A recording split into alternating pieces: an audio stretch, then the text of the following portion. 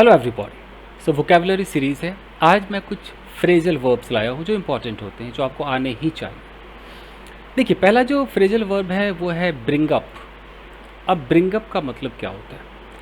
Bring up का मतलब है कि टू मेंशन और introduce a topic in conversation. मतलब ये है, मान लीजिए कि ये एक घर है और यहाँ पर फैमिली मेम्बर्स हैं। अब ये फैमिली मेम्बर्स खाना खा रहे हैं और अचानक कोई जो है वो किसी एक टॉपिक का चर्चा शुरू कर दे। बात करने लगे पॉलिटिक्स के बारे में, वो बात करने लगे सिनेमा के बारे में। तो सामने वाला बोलेगा कि अब ये टॉपिक क्यों ला रहे हो भाई, रहने दो। तो किसी टॉपिक पर अचानक से चर्चा शुरू कर देने को हम कहते हैं ब्रिंग अप। यानी कि सेंटेंस क्या होगा? अगर सिनोनिम्स की बात करें तो आप उस चीज़ को वहाँ पर मेंशन करते हो, वो टॉपिक रेज करते हो या टॉपिक को इंट्रोड्यूस करते हो। She brought up an interesting topic in class. Class चल रही थी, अचानक क्लास में वो किसी और टॉपिक पर बात करने लगा, मान लो फिल्म के बारे में बात करने लगा। तो अचानक जब आप किसी टॉपिक को लाते हो, उस पर बात करने लगते हो, it means you are bringing up that topic. तो सेंटेंस हम बोलेंगे कि you should not bring up such a topic. Why do you bring up any topic while you have food? तो ब्रिंग अप आप ऐसे यूज़ करते। देखिए, I didn't want to bring up the argument again.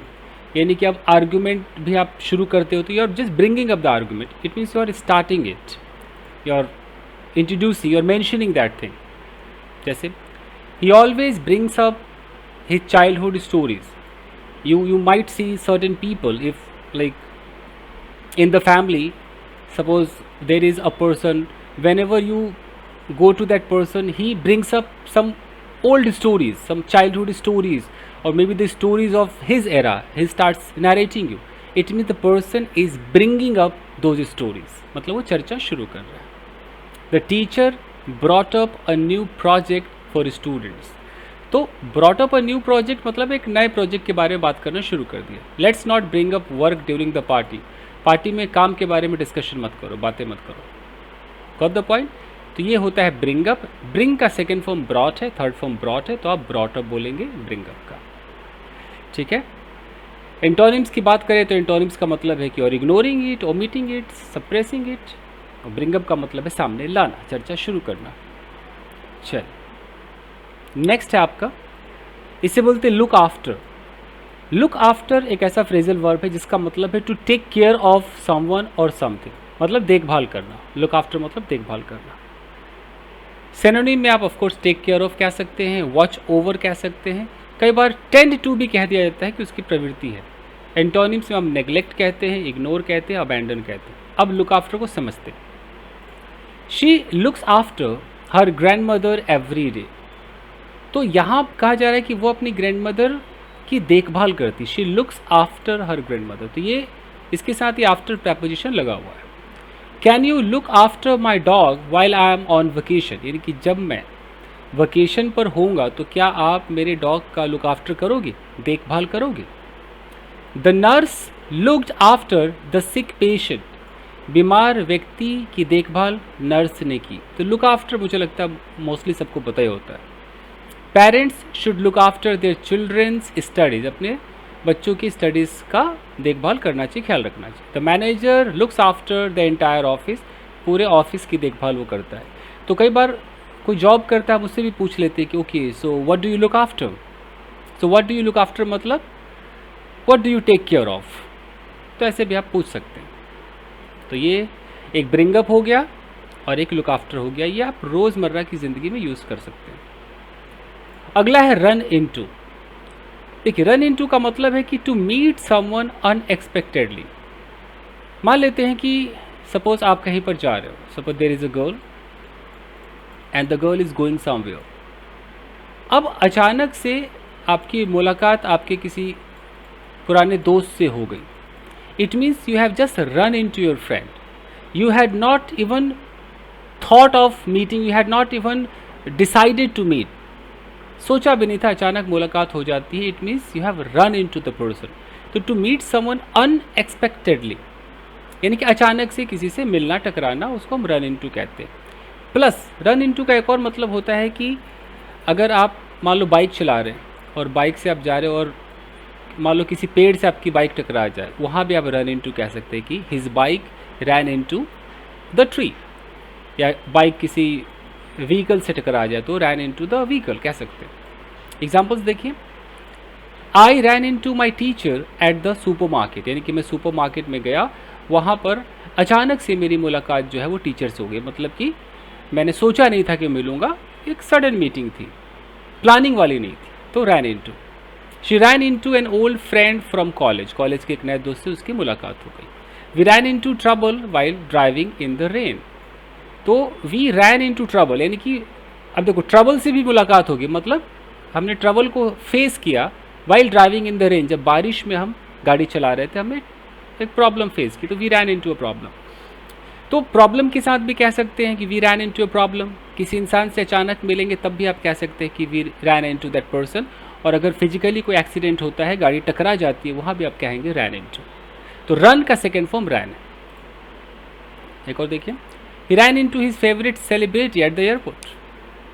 Okay, चलिए अगला है carry on.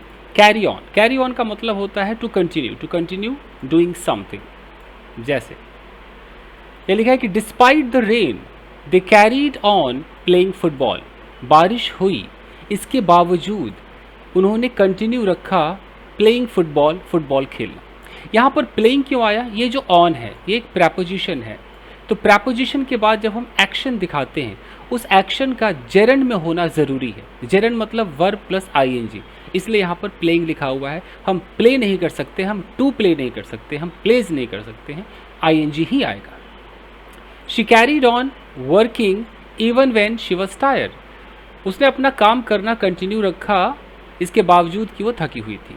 तो she carried on working, on preposition है, वर्किंग जेरंड आ रहा है। You should carry on practising if you want to improve, अगर आप इम्प्रूव करना चाहते तो आपको प्रैक्टिस करते रहना चाहिए, प्रैक्टिस में यहाँ ऐसा आना चाहिए।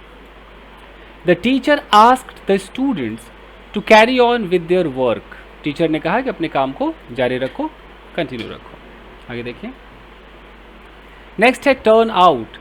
जब आप टर्न आउट बोलते हैं तो कई बार टर्न आउट के बाद हमें टू बी भी लगाना पड़ता है, turn out to B.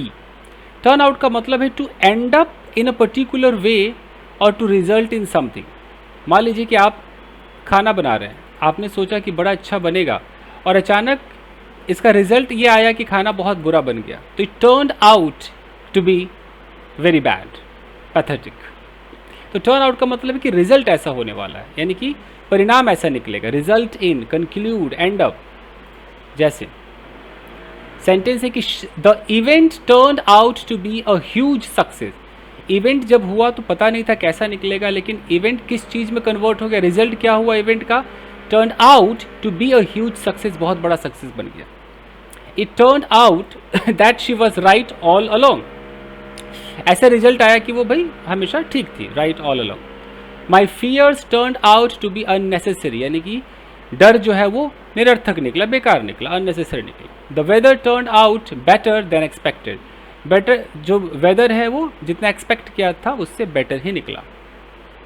His hard work turned out to be worth it, hard work मतलब ठीक ठाक, ऐसा निकला कि हाँ योग्य है, वर्थ इट है, मतलब ठीक है, हार्ड वर्क ने अच्छा काम किया। तो टर्न आउट का मतलब है वैसा निकलना। That movie turn out to be super hit, blockbuster, ऐसा आप कह सकते हैं। अब इन सारे फ्रेजल वर्ब्स को मिला करके एक छोटी सी कहानी बनाई गई है, देखिए।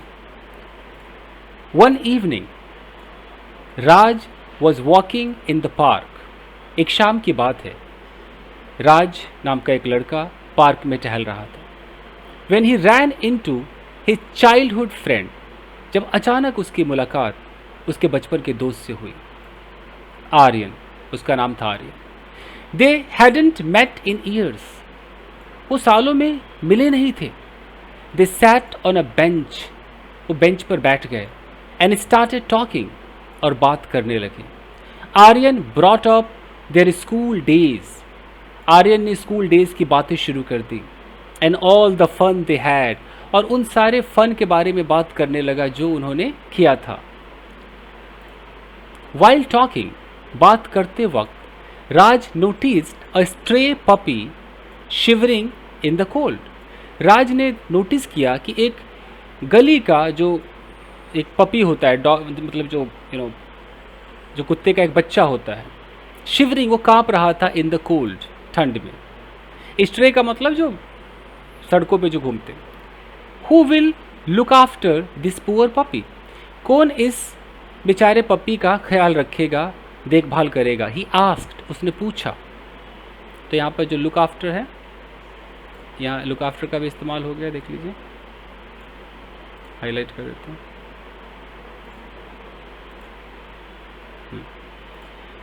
Aryan who loved animals said, Aryan जो कि जानवरों से प्यार करता था कहा, आई विल, मैं रखूँगा। I have always wanted to adopt a dog, मैंने हमेशा से चाहा है एक कुत्ते को अडॉप्ट करना। राज टोल्ड आर्यन, राज ने आर्यन को बताया that he had started learning the guitar, कि उसने गिटार भी सीखना शुरू कर दिया है, but found it difficult, but उसे थोड़ा सा डिफ़िकल्ट लगता है। आर्यन एनकरेज्ड हिम, आर्यन ने उसका हौसला बढ़ाया। यू शुड कैरी ऑन, तुम्हें इसे कंटिन्यू करना चाहिए, रखना चाहिए। You will get better with practice, practice से तुम और बेहतर हो जाओगे। इन द एंड, अंत में, their conversation turned out to be wonderful, उनकी बातें बहुत ही बेहतरीन साबित हुई। And they promised to stay in touch, उन्होंने एक दूसरे से वादा किया कि वो हमेशा कॉन्टैक्ट में रहेंगे। तो गाइज़, आई होप कि आपकी समझ में आया होगा। ऐसे ही मैं वर्ड्स लाता रहूँगा ताकि आपके काम आए। वीडियो को लाइक कीजिएगा। थैंक यू गाइस, मिलते हैं अगले एपिसोड में।